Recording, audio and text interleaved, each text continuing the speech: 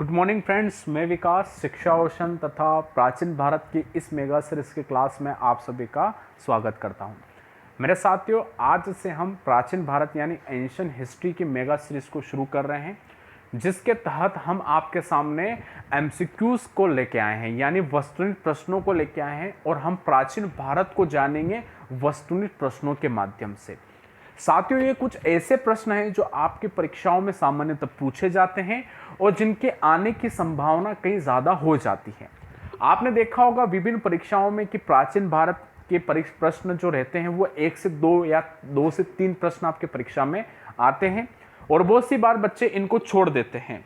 ठीक है, तो मैं उनसे ये कहना चाहता हूं कि हमें 1 से 2 और 2 से 3 जो प्रश्न आपके परीक्षा में आते हैं उनको भी नहीं छोड़ना है।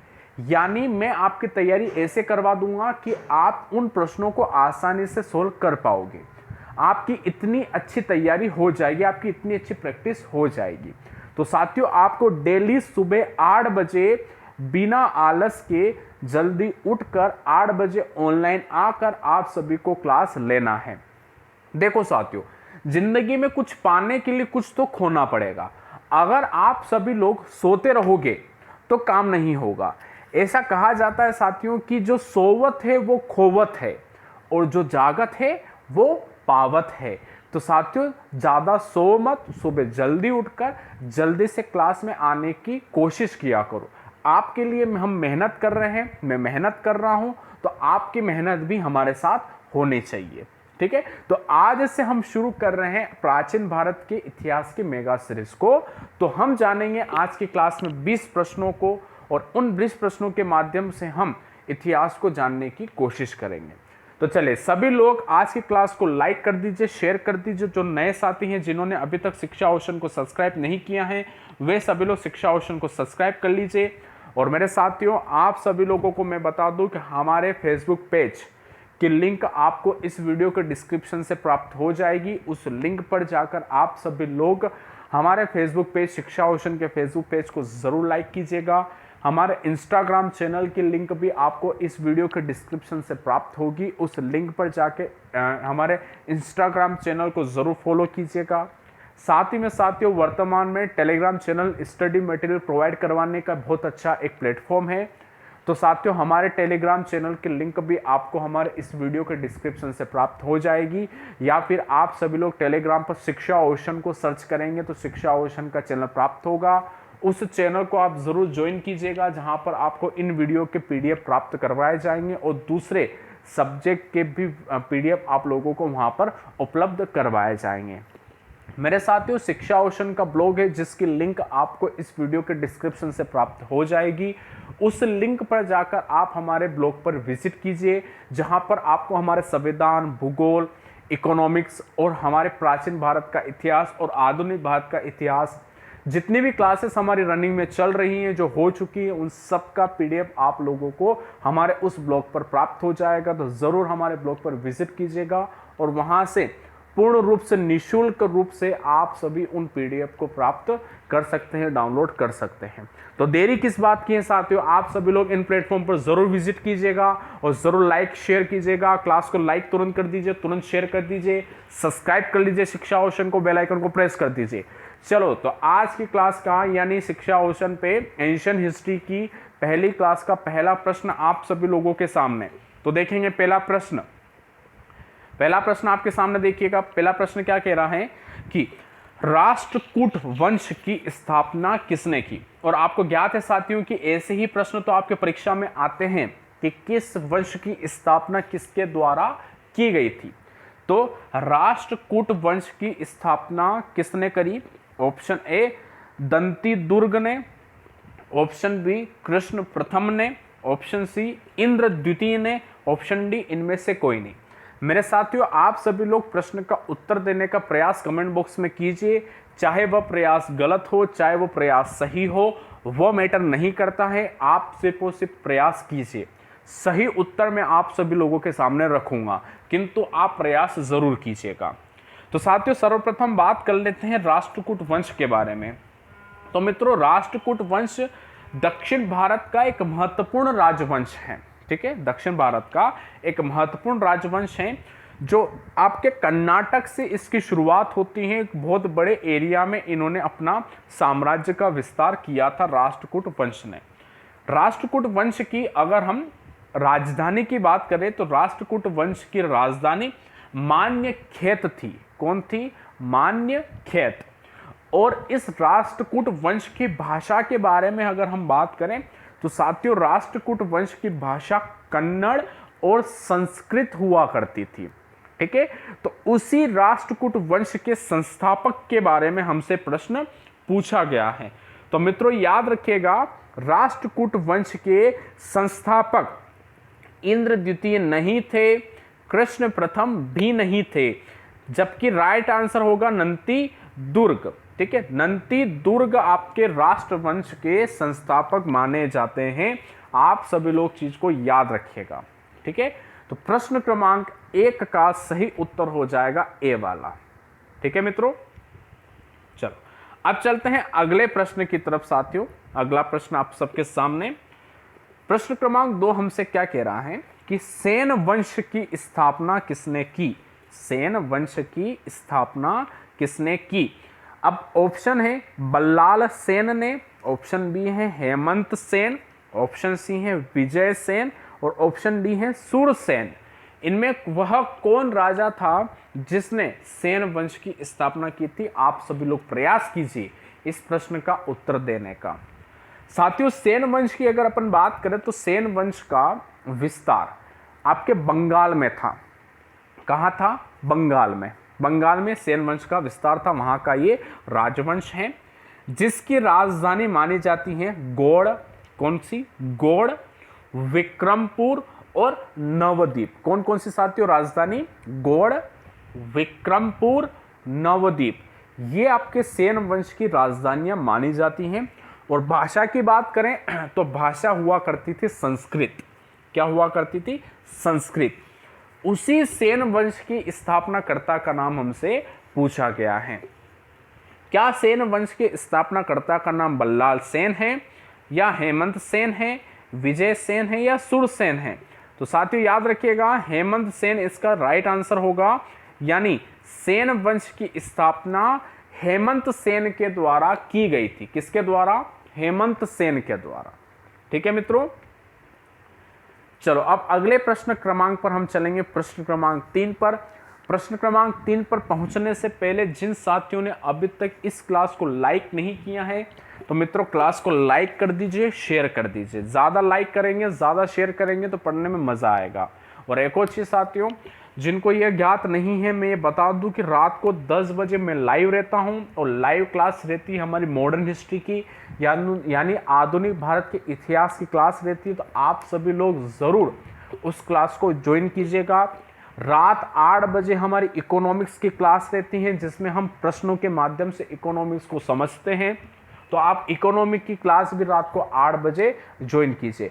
मित्रों, हम बहुत जल्द करंट अफेयर्स के लाइव क्लास शुरू करने वाले हैं, तो आप सभी लोग हमारे शिक्षा ओशन के चैनल के साथ जुड़े रहें, ताकि हम जो जो क्लासेस आप लोगों के लिए स्टार्ट करें उन सभी क्लास का लाभ आप सभी लोग ले पाए। और हमसे जुड़े रहने के लिए आपको शिक्षा ओशन को सब्सक्राइब करना होगा और सब्सक्राइब बटन के बगल में बेल आइकन के साइन को प्रेस करना होगा। ठीक है मित्रों, चले जी। तो प्रश्न क्रमांक 3 की हम बात करें तो प्रश्न क्रमांक 3 हमसे कहता है कि कृष्ण प्रथम ने जो राष्ट्रकूट वंश का राजा था, कृष्ण प्रथम कहाँ का राजा था? राष्ट्रकूट वंश का राजा था। उसने निम्नलिखित में से क्या बनवाया था? कृष्ण प्रथम ने, जो कि एक राष्ट्रकूट वंश का एक राजा था, उसने क्या बनवाया था? ऑप्शन है एलोरा के शिव मंदिर, ऑप्शन बी है अजंता की गुफाएं, ऑप्शन सी है एलोरा की गुफाएं और या डी है ऑप्शन इनमें से कोई नहीं। तो आपके कृष्ण प्रथम ने बनाया क्या था? तो साथियों मैं आपको बता दूं कि अजंता और एलोरा गुफाएं हैं, जो कि आपके महाराष्ट्र में स्थित हैं और बहुत ज़्यादा प्रसिद्ध हैं। एक पर्यटन स्थल है और एक पुरातात्विक तथा ऐतिहासिक स्थल भी अजंता और एलोरा है। उन्हीं एलोरा की गुफा में एक मंदिर है जिसे कहते हैं एलोरा के शिव मंदिर। तो अब एलोरा जो गुफाएं हैं, वह एलोरा की जो गुफाएं हैं वह आपके मंदिर के लिए प्रसिद्ध हैं, जबकि अजंता की जो गुफाएं हैं ये बौद्ध धर्म के लिए प्रसिद्ध हैं। यानी अजंता की गुफाओं में बौद्ध धर्म के मूर्तियां तथा बौद्ध धर्म के मंदिर हैं, जबकि एलोरा में शिव मंदिर यानी हिंदू धर्म के मंदिर वहां पर मौजूद है। तो प्रश्न हमसे सिर्फ यही पूछा जा रहा है मित्रों कि कृष्ण प्रथम जो राष्ट्रकूट वंश के राजा थे, उन कृष्ण प्रथम ने इनमें से क्या बनवाया था? क्या उन्होंने एलोरा के शिव मंदिर बनवाए थे? क्या उन्होंने अजंता की गुफा बनाई थी? या उन्होंने एलोरा की गुफाएं बनाई थी? या उन्होंने कुछ भी नहीं करवाया था, यानी इनमें से कोई नहीं? तो साथियों, अगर इस प्रश्न का उत्तर हम ढूंढे तो इसका राइट आंसर हो जाएगा ए वाला, एलोरा के शिव मंदिर। ठीक है, तो एलोरा के शिव मंदिर बनवाए थे कृष्ण प्रथम ने, जो कि किस वंश के राजा थे? राष्ट्रकूट वंश। और राष्ट्रकूट वंश के बारे में मैंने आपको बता ही चुका हूं कि राष्ट्रकूट वंश दक्षिण भारत का एक बहुत प्रसिद्ध वंश था। ठीक है, जिसके संस्थापककर्ता कौन थे? दंती दुर्ग, जो कि हमारा इस मेगा सीरीज का पहला ही प्रश्न था। ठीक है मित्रों, चलो अब चलेंगे अगले प्रश्न पर। प्रश्न क्रमांक 4 बहुत अच्छा प्रश्न है साथियों। प्रश्न क्रमांक 4, वल्लभी काल किस काल को कहा जाता है? ठीक है, ऐसे प्रश्न आपके परीक्षा में आते हैं और ऐसे ही प्रश्न आपको बहुत परेशान करते हैं साथियों। और ये ऐसे प्रश्न हैं जो जिनकी संभावनाएं परीक्षा में पूछे जाने की अधिक हैं। ठीक है, तो ध्यानपूर्वक सुनिएगा कि वल्लभी काल किस काल को कहा जाता है? गुप्त काल, कुषाण काल, मौर्य काल, या इनमें से कोई नहीं? तो साथियों याद रखिएगा, वल्लभी जो काल है यह काल कहा जाता है आपके गुप्त काल को। किसको कहा जाता है? गुप्त काल को। कभी आपके परीक्षा में प्रश्न आ जाए कि साहब वल्लभी काल किसे कहा जाता है, तो वल्लभी काल गुप्त काल को कहा जाता है, कुषाण और मौर्य काल को नहीं कहा जाता है। तो प्रश्न क्रमांक 4 का सही उत्तर हो जाएगा ए वाला, गुप्त काल। ठीक है, चले जी मित्रों, अब चलेंगे अगले प्रश्न की तरफ। प्रश्न क्रमांक 5 पर। प्रश्न क्रमांक 5 बहुत अच्छा प्रश्न है। भारत की रुई अन्य रुइयों से अधिक सफेद है। भारत की रुई अन्य रुइयों यानी अन्य देशों की जो रुई है उनसे अधिक सफेद है, यह विचार किसने दिया था? ठीक है, वह कौन व्यक्ति था जिसने यह कहा था कि भारत की रुई अन्य रुइयों से काफी ज्यादा सफेद है? तो ऑप्शन है अलेक्जेंडर, ऑप्शन है मेगास्थनीज, ऑप्शन है हेरोडोटस, और ऑप्शन है इनमें से कोई नहीं।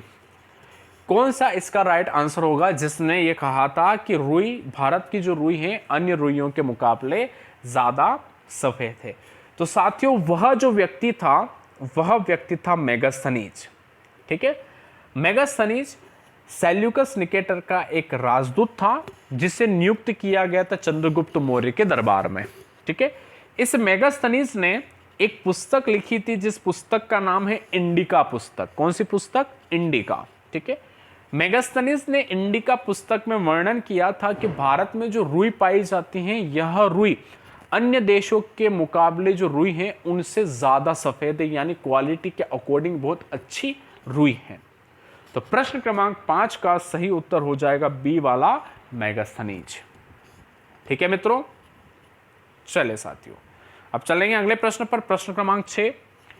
प्रश्न क्रमांक 6 की बात करें तो गुप्त राजाओं ने कौन से सिक्के चलवाए थे?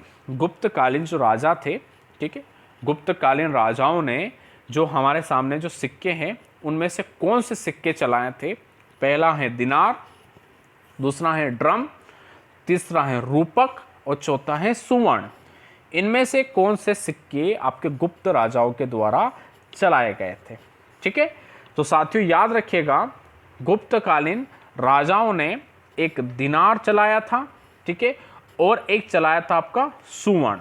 ठीक है, ड्रम और रूपक यह गुप्तकालीन राजाओं के द्वारा नहीं चलवाए गए थे। दिनार और सुवर्ण आपके ऐसे सिक्के थे जो गुप्तकालीन राजाओं के द्वारा चलाए गए थे। ठीक है, तो इस अनुसार प्रश्न क्रमांक 6 का सही उत्तर होगा डी वाला, यानी 1 और 4।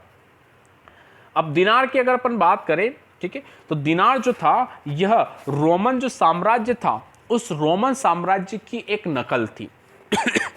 यानी रोमन साम्राज्य के जो सिक्के थे उन सिक्के की तरह ही आपके दिनार गुप्तकालीन राजाओं के द्वारा चलाए गए थे। और स्वर्ण की बात करें तो स्वर्ण यह सोने और चांदी का बना शुद्ध भारतीय सिक्का था, यानी यह जो सिक्का था स्वर्ण, यह पूर्ण रूप से भारतीय सिक्का था, ठीक है, जो कि आपके सोने और चांदी से बनाया जाता था। तो दिनार और स्वर्ण वह सिक्के हैं जो गुप्तकालीन राजाओं के द्वारा चलाए गए थे। तो इस प्रकार प्रश्न क्रमांक 6 का सही उत्तर होगा आपका डी वाला 1 और 4। ठीक है मित्रों, चले अब चलेंगे अगले प्रश्न पर। प्रश्न क्रमांक 7 बहुत अच्छा प्रश्न है। प्रश्न क्रमांक 7 क्या कहता है कि कुषाणों ने किसके सिक्के चलाए? ठीक है, कुषाणों ने कौन से धातु के सिक्के चलाए थे? कुषाण राजवंश, कुषाण राजवंश ने कौन से सिक्के चलाए? तो ऑप्शन है सोना, चांदी, तांबा या उपरोक्त में से सभी। तो साथियों, कुषाण काल को अगर देखा जाए, कुषाण वंश को देखा जाए तो कुषाण वंश एक ऐसा वंश था जिसके काल में सबसे अधिक शुद्ध सोने के सिक्के चलवाए गए थे। कुषाण काल में सबसे अधिक शुद्ध सोने के सिक्के चलवाए गए थे और सबसे अधिक सोने चलवाए गए थे आपके गुप्त काल के द्वारा। किंतु प्रश्न हमसे क्या पूछा जा रहा है कि इनमें से कौन कौन से सिक्के चलवाए थे? तो याद रखिएगा साथियों, कुषाण में सोने, चांदी और तांबे ये सभी सिक्के चलाए गए थे, जिसमें अगर अपन बात करें तो कुषाण के जो संस्थापक हैं किजुल कट फिसेस ने अपने शासनकाल के दौरान तांबे के सिक्के चलवाए थे। फिर इनके जो पुत्र हुए हैं विम कट फिसेस ने चांदी के सिक्के चलाए। और फिर आपके कुषाण में आया सबसे महानतम राजा कनिष्क, उस कनिष्क ने सोने के सिक्के चलाए। यानी कुषाणों ने तीनों धातुओं के सिक्के चलाए थे। तो इस आधार पर राइट आंसर होगा उपरोक्त सभी। ठीक है, तो प्रश्न क्रमांक 7 का सही उत्तर है डी वाला उपरोक्त सभी। ठीक है मित्रों, चलो अगले प्रश्न पर चलें। अगले प्रश्न पर चलने से पहले जिन साथियों ने अभी तक इस क्लास को लाइक नहीं किया है तो तुरंत लाइक कर दो, शेयर कर दीजिए, तुरंत सभी लोग ये कार्य करेंगे। ठीक है, चलिए तो प्रश्न है प्रश्न क्रमांक 8वां, बहुत अच्छा प्रश्न है। अंतिम मौर्य सम्राट कौन था? अंतिम मौर्य सम्राट कौन था? Option A Ashoka, option B Brihadratha, option C Samprati या इनमें से कोई नहीं। कौन अंतिम मौर्य सम्राट था? तो आप सभी लोग कमेंट में मुझे इसका आंसर बताएंगे, तुरंत बताएंगे सभी लोग कि इसका राइट आंसर क्या होगा। अशोक, बृहद्रथ, संप्रति या इनमें से कोई नहीं। आपके पास मात्र 5 सेकंड का समय है।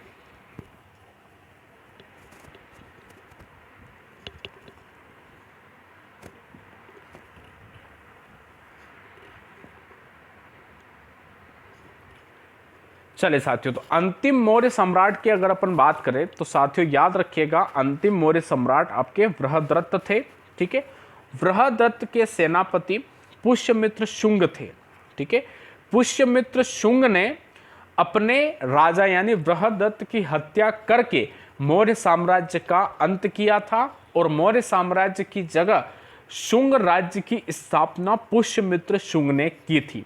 और मौर्य साम्राज्य की स्थापना की गई थी चंद्रगुप्त मौर्य के द्वारा, जिसमें अंतिम राजा बृहद्रथ था, जिसके सेनापति थे पुष्यमित्र शुंग।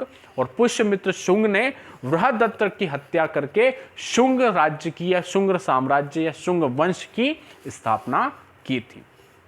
ठीक है साथियों, चले जी अब चलेंगे अगले प्रश्न की तरफ। अगला प्रश्न भी बहुत अच्छा प्रश्न है साथियों।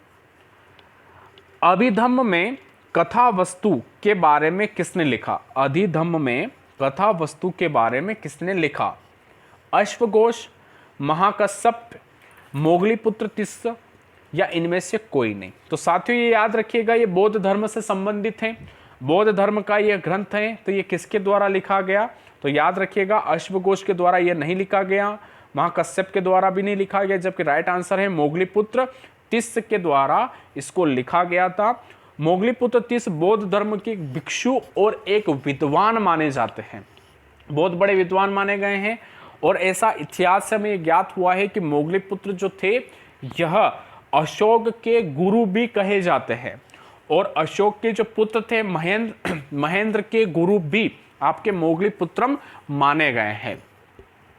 तो प्रश्न क्रमांक 9 का सही उत्तर सी वाला होगा, अच्छी तरीके से याद रखिएगा। ठीक है, चले जी मित्रों, अब चलेंगे हम अगले प्रश्न की तरफ। प्रश्न क्रमांक 10 बहुत अच्छा प्रश्न है साथियों। किस यज्ञ में वैदिक काल में सूरा का प्रयोग किया जाता है? ठीक है, यानी वैदिक काल जो है, वेद का जो काल है, उस वेद के कालों में आप सबको ज्ञात है साथियों कि यज्ञों के बारे में वर्णन है। ठीक है, कर्म कांडों के बारे में वर्णन है। ठीक है, यज्ञ की आहुतियों के माध्यम से देवताओं को प्रसन्न किया जाता है। तो उन्हीं यज्ञों में सूरा का प्रयोग किया जाता है। वो कौन से आपके कौन से काल में और कौन से यज्ञ में सूरा शब्द का प्रयोग किया गया? तो ऑप्शन है सोत्रामणि, ऑप्शन है राजसूयु, और ऑप्शन सी है पुत्रेष्ठी, और ऑप्शन डी है अश्वमेध। यानी वह कौन सा यज्ञ है जिस यज्ञ में आपके सूरा का प्रयोग किया जाता है? तो साथियों ये टू द पॉइंट क्वेश्चन है। तो आप लोगों को मैं बता दूं, वह यज्ञ राजसूय यज्ञ नहीं होता है क्योंकि बहुत कॉमन यज्ञ है। अश्वमेध यज्ञ भी नहीं होता है, जबकि राइट आंसर ए वाला यानी सोत्रामणि इसका राइट आंसर होगा। सोत्रामणि यज्ञ में सूरा नामक शब्द का प्रयोग किया जाता है। ठीक है, तो प्रश्न क्रमांक 10 का सही उत्तर हो जाएगा ए वाला। अब चलेंगे अगले प्रश्न की तरफ। अगले प्रश्न पर चलने से पहले जिन साथियों ने अभी तक भी इस क्लास को लाइक नहीं किया साथियों, तो आप सभी लोग क्लास को लाइक कर दीजिए तुरंत, और क्लास को सब्सक्राइब कर दीजिए, और शेयर भी करना है आप सभी लोगों को। शिक्षा ओशन को सब्सक्राइब करना है, और आप सबको बेल आइकन को भी प्रेस करना है। अब बात करते हैं प्रश्न नंबर 11 की। बहुत अच्छा प्रश्न आप सबके सामने प्रस्तुत हुआ है साथियों। प्रश्न नंबर 11 क्या कहता है कि 10 राजाओं का युद्ध किस नदी के किनारे हुआ था? ठीक है, 10 राजाओं का युद्ध किस नदी के किनारे हुआ था? इसकी जानकारी हमें वेदों से प्राप्त होती है। वेदों में 10 राजाओं के युद्ध के बारे में बात की गई है, और वह कौन सी नदी है जिसके नदी के किनारे यह 10 राजाओं का युद्ध हुआ था। और साथियों ये विभिन्न परीक्षाओं में प्रश्न पूछा गया है, तो आप सभी लोग प्रयास कीजिएगा इस प्रश्न का उत्तर क्या हो सकता है।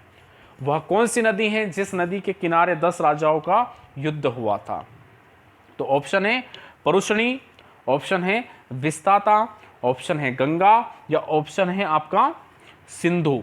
कौन सा राइट आंसर हो सकता है? तो साथियों आप सब लोगों को याद रखना है कि वह नदी परुष्णी है, यानी 10 राजाओं का जो युद्ध हुआ था वह किस नदी के किनारे हुआ था? तो परुष्णी नदी के किनारे हुआ था। ठीक है साथियों, चलिए अब अगले प्रश्न पर चलते हैं। प्रश्न नंबर 12 बहुत अच्छा प्रश्न है। सोमपुरी विश्वविद्यालय की स्थापना किसने की? सोमपुरी विश्वविद्यालय की स्थापना किसने की? तो ऑप्शन है रामपाल, गोपाल, धर्मपाल, या इनमें से कोई नहीं। वह कौन व्यक्ति है जिसने सोमपुरी विश्वविद्यालय की स्थापना की थी? तो साथियों आपको मैं बता दूं कि सोमपुरी जो विश्वविद्यालय है यह वर्तमान में बांग्लादेश में स्थित है। कहाँ स्थित है? बांग्लादेश में सोमपुरी विश्वविद्यालय स्थित है, और इसकी स्थापना की गई थी आपके धर्मपाल के द्वारा। किसके द्वारा? धर्मपाल के द्वारा। और धर्मपाल जो थे बंगाल के पाल वंशी राजा थे। बंगाल में एक वंश था पाल वंश। पाल वंश के राजा धर्मपाल थे। धर्मपाल ने बंगाल में आपके सोमपुरी विश्वविद्यालय की स्थापना करवाई थी, और वर्तमान में सोमपुरी विश्वविद्यालय बांग्लादेश में स्थित है। ठीक है साथियों, तो प्रश्न क्रमांक 12 का सही उत्तर होगा सी वाला। चले चलिए मित्रों, अब चल रहे हैं प्रश्न क्रमांक 13। प्रश्न क्रमांक 13 भी बहुत अच्छा प्रश्न है। रामपाल ने किस विश्वविद्यालय की स्थापना करवाई थी? ये भी पाल वंशी राजा हैं साथियों। ठीक है, बंगाल के पाल वंशी राजा। इन पाल वंशी राजा रामपाल ने किस विश्वविद्यालय की स्थापना करवाई थी? तो ऑप्शन है सोमपुरी, ऑप्शन बी है वल्लभी, ऑप्शन सी है जगदल, या इसमें से कोई नहीं। तो साथियों आप लोग ये याद रखिएगा, जो रामपाल हैं, ठीक है, जो पाल वंशी राजा हैं बंगाल के, उन्होंने सोमपुरी की स्थापना नहीं करवाई, वल्लभी की भी नहीं, जबकि जगदल इसका राइट आंसर है। यानी जगदल विश्वविद्यालय की स्थापना किसके द्वारा हुई? रामपाल के द्वारा हुई थी। तो प्रश्न क्रमांक 13 का सही उत्तर हो जाएगा सी वाला, जगदल। ठीक साथियों, चले जी मित्रों, अब चलेंगे अगले प्रश्न की तरफ। प्रश्न क्रमांक 14 बहुत अच्छा प्रश्न है साथियों। प्रश्न क्रमांक 14 भी बहुत सी बार परीक्षा में यह प्रश्न भी पूछा गया है। प्रश्न क्रमांक 14 क्या कहता है कि गौतम बुद्ध की मां महामाया किस वंश से थी, यानी गौतम बुद्ध की जो मां थी जिनका नाम है महामाया, वह किस वंश की थी। तो ऑप्शन है लिच्छवी, ऑप्शन है कोलीय, ऑप्शन सी है सोलंकी और ऑप्शन डी है शाक्य। वह कौन सी वंश की उनकी माता थी महामाया। तो साथियों, जब ऐसा प्रश्न परीक्षा में आता है तो अधिकांश बच्चे लिच्छवी इसका राइट आंसर लगाते, किंतु राइट आंसर लिच्छवी नहीं है। ठीक है, शाक्य भी नहीं है और सोलंकी भी नहीं है। जी हाँ साथियों, कोलीय वंश की रानी हुआ करती थी आपकी महामाया। ठीक है, राजकुमारी थी कोलीय वंश की। ठीक, गौतम बुद्ध की जो माता थी उनका वंश था कोलीय वंश। ठीक है, उनका जो विवाह था, उनका विवाह शाक्य वंश के राजा से हुआ था, शुद्धोदन से उनका विवाह हुआ, जबकि उनका जो वंश था वह कोलीय वंश था। ठीक है, तो प्रश्न क्रमांक 14 का राइट आंसर हो जाएगा बी वाला, कोलीय। ठीक है मित्रों, चलो साथियों, अब चलेंगे अगले प्रश्न पर। अगला प्रश्न भी बहुत अच्छा प्रश्न है मित्रों। वल्लभी विश्वविद्यालय का विकास किसने करवाया। वल्लभी विश्वविद्यालय का विकास किसने करवाया। ऑप्शन है भट्टारक, ऑप्शन बी है गोपाल, ऑप्शन सी है कुमारगुप्त और ऑप्शन डी है धर्मपाल। तो साथियों, टू द पॉइंट क्वेश्चन है, बहुत अच्छा प्रश्न है। आप सबको ये याद रखना है कि वल्लभी जो विश्वविद्यालय है इसका विकास भट्टारक के द्वारा करवाया था। किसके द्वारा। भट्टारक के द्वारा। तो प्रश्न क्रमांक 15 का सही उत्तर ए वाला होगा, भट्टारक। ठीक है मित्रों, चलो अब चलेंगे अगले प्रश्न की तरफ। प्रश्न क्रमांक 16 बहुत अच्छा प्रश्न है साथियों आपके सामने। मैं आप सबके सामने बहुत अच्छे अच्छे प्रश्न ही लेके आया हूं और ऐसे ही प्रश्न लेके आया हूं जो आपकी परीक्षा में आते हैं। ठीक है, तो इसलिए आप सभी लोग क्लास को जरूर लाइक करो, शेयर करो। लाइक और शेयर करने में कंजूसी नहीं होनी चाहिए। और रात को 8 बजे याद रहिए साथियों, इकोनॉमिक्स की क्लास रहेगी और 10 बजे रहेगी हमारी मॉडर्न हिस्ट्री की लाइव क्लास। तो लाइव क्लास लेना बिल्कुल मत भूलिएगा, जहां पर हम बड़े ही आराम से आधुनिक भारत के इतिहास को पढ़ेंगे। तो आप सभी लोग शिक्षा ओशन को सब्सक्राइब कर दीजिए, बेल आइकन को प्रेस कर दीजिए, ताकि आप तक नोटिफिकेशन पहुंच जाए क्लास का। और बहुत जल्द हम करंट अफेयर्स की क्लासेस भी शुरू करने वाले हैं। ठीक है मित्रों, चलो तो प्रश्न क्रमांक 16 की बात करें तो विक्रमशिला विश्वविद्यालय का विकास किसने कराया था। विक्रमशिला विश्वविद्यालय का विकास किसके द्वारा करवाया गया। तो ऑप्शन है धर्मपाल, ऑप्शन बी है महेंद्रपाल, ऑप्शन सी है गोपाल और ऑप्शन डी है कुमारपाल। तो साथियों याद रखिएगा, जो विक्रमशिला जो विश्वविद्यालय है, इस विश्वविद्यालय का विकास करवाया गया था आपके धर्मपाल के द्वारा। किसके। धर्मपाल के द्वारा। और इनमें से कभी कभी प्रश्न आपके परीक्षा में आते ही हैं, इसलिए आप लोग याद रखना कि विक्रमशिला विश्वविद्यालय की स्थापना धर्मपाल के द्वारा हुई थी। अब चलेंगे अगले प्रश्न पर। प्रश्न क्रमांक 17, नालंदा विश्वविद्यालय का विकास किसके काल में हुआ। ऑप्शन क्या है, नालंदा विश्वविद्यालय का विकास किसके काल में किया गया। ठीक है, नालंदा विश्वविद्यालय। ठीक है, तो ऑप्शन है चंद्रगुप्त, ऑप्शन है स्कंदगुप्त, ऑप्शन है कुमारगुप्त और ऑप्शन डी है समुद्रगुप्त। तो किसके काल में आपके नालंदा विश्वविद्यालय का विकास करवाया गया था। तो साथियों याद रखिएगा, नालंदा जो विश्वविद्यालय है इसका विकास करवाया गया था कुमारगुप्त के काल में। किसके काल में। कुमारगुप्त के काल में। और गुप्त वंश का प्रतापी राजा था कुमारगुप्त, और यह पुत्र था चंद्रगुप्त विक्रमादित्य का। चंद्रगुप्त विक्रमादित्य का पुत्र कुमारगुप्त ने नालंदा विश्वविद्यालय का विकास करवाया था, यानी इनके काल में ही नालंदा विश्वविद्यालय का विकास हुआ। ठीक है मेरे साथियों, चले जी मित्रों, अब अगले प्रश्न पर चलेंगे। प्रश्न क्रमांक 18, प्राचीन भारत के इतिहास में साथियों बहुत सी बार प्रश्न टू द पॉइंट ही होते हैं। मोस्टली प्रश्न आपके टू द पॉइंट होते हैं, इनमें बहुत कम कंसेप्ट लगता है, और जहां पर भी कोई कंसेप्ट लगेगा मैं आप सबके सामने वो कंसेप्ट को रखूंगा, आप बिल्कुल चिंता मत कीजिए। तो साथियों प्रश्न क्रमांक 18 ये कहता है कि बौद्ध धर्म का वह कौन सा अंग है जो मूर्ति पूजा में विश्वास नहीं करता है। बौद्ध धर्म का वह कौन सा अंग है जो मूर्ति पूजा में विश्वास नहीं करता। तो हीनयान, महायान और वज्रयान, इनमें से कोई नहीं। आप सबको पता है साथियों कि बौद्ध धर्म की दो शाखाएं हैं, एक है हीनयान और दूसरा है महायान। हीनयान का यह मानना है कि गौतम बुद्ध भगवान नहीं थे, वो भगवान का अवतार नहीं थे, वो एक सामान्य मनुष्य थे।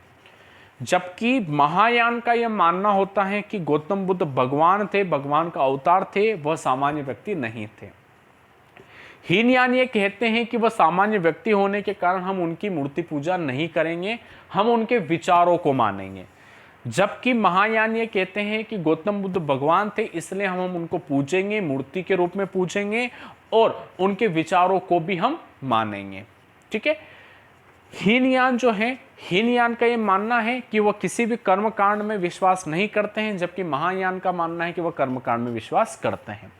तो हीनयान वह शाखा है जो आपके बौद्ध धर्म में मूर्ति पूजा को नहीं मानते हैं, जबकि महायान मूर्ति पूजा को मानते हैं। तो प्रश्न क्रमांक 18 का सही उत्तर क्या हो जाएगा, ए वाला यानी हीनयान। ठीक है साथियों, चलो मित्रों अब चलेंगे अगले प्रश्न पर। प्रश्न क्रमांक 19 बहुत अच्छा प्रश्न है। कौन सा पीटक नैतिक आचार संहिता के बारे में बताता है। यह भी बौद्ध धर्म से संबंधित साथियों पीटक ग्रंथ। ठीक है, कौन सा पीटक नैतिक आचार संहिता के बारे में बताता है। तो ऑप्शन ए है अभिधम्म पीटक, ऑप्शन बी है विनय पीटक, ऑप्शन सी है सुत्त पीटक और ऑप्शन डी है इनमें से कोई नहीं। वो कौन सा पीटक है जो आपके आचार संहिता के बारे में बताता है। तो साथियों याद रखिएगा वह पीटक है आपका विनय पीटक, जिसमें आचार संहिता के बारे में वर्णन है, जिसमें कानून है, नियम है, जिसमें आपके संघ, भिक्षुओं, भिक्षुणियों के जितने भी आपके नियम होते हैं उन सारे नियमों के बारे में वर्णन विनय पीटक में किए गए हैं। ठीक है मित्रों, तो प्रश्न क्रमांक 19 का सही उत्तर बी वाला होगा। चले साथियों अब अगले प्रश्न पर चलेंगे। प्रश्न क्रमांक 20 बहुत अच्छा प्रश्न है और आज की क्लास का यह आखिरी प्रश्न है। तो साथियों आखिरी प्रश्न है तो इसलिए आप वीडियो को लाइक कर दीजिएगा और आखिरी प्रश्न को हम पढ़ने के बाद, क्लास समाप्त होने के बाद आप जरूर क्लास को शेयर कीजिएगा, ताकि मुझे मेरा मनोबल बढ़े, मेरा आत्मविश्वास बढ़े कि आपके द्वारा मेरी क्लास को अध्ययन किया जा रहा है, यानी आपके द्वारा क्लास को पढ़ा जा रहा है और आपके द्वारा क्लास को पसंद किया जा रहा है और शेयर भी किया जा रहा है। ठीक है साथियों, तो प्रश्न क्रमांक 20 हमसे कहता है कि बौद्ध धर्म की शिक्षाओं के बारे में कौन सा ग्रंथ बताता है। बौद्ध धर्म की शिक्षाएं जो हैं उनके बारे में कौन सा ग्रंथ हमें बताता है। तो ऑप्शन ए है अभिधम्म पीटक, ऑप्शन बी है विनय पीटक और ऑप्शन सी है सुत्त पीटक और ऑप्शन डी है बी और सी। कौन सा ग्रंथ है जो बौद्ध धर्म की शिक्षाओं के बारे में हमें बताता है। तो याद रखिएगा साथियों, भूलना हमें नहीं है, सुत्त पीटक नामक ग्रंथ है जो बौद्ध धर्म की शिक्षाओं के बारे में हमें जानकारी देता है। तो इस प्रकार प्रश्न क्रमांक 20 का सही उत्तर हो जाएगा सी वाला। ठीक है साथियों, तो मित्रों आपने इस प्रकार आज की क्लास में यानी एंशिएंट हिस्ट्री की मेगा सीरीज की पहली क्लास में 20 प्रश्नों का आप सभी ने अध्ययन कर लिया है। मेरे साथियों आप सभी लोगों को अगर यह प्रयास अच्छा लगा हो तो लाइक ज़रूर कीजिएगा, अगर और कोई कमी लगी हो तो आप मुझे कमेंट करके ज़रूर बताइएगा। मेरे साथियों क्लास को आप ज़रूर शेयर कीजिएगा। जिन साथियों ने शिक्षा ओशन को सब्सक्राइब नहीं किया है वे सब्सक्राइब ज़रूर कीजिएगा और बेल आइकन को प्रेस कीजिएगा। तो मेरे साथियों अभी के लिए इतना ही। मुलाकात करते हैं शाम को 8 बजे इकोनॉमिक्स की क्लास में और उसके पश्चात हम लाइव रहेंगे रात को 10 बजे। तो साथियों अभी के लिए इतना ही। मुलाकात करते हैं शाम को 8 बजे। आप सभी का बहुत बहुत धन्यवाद।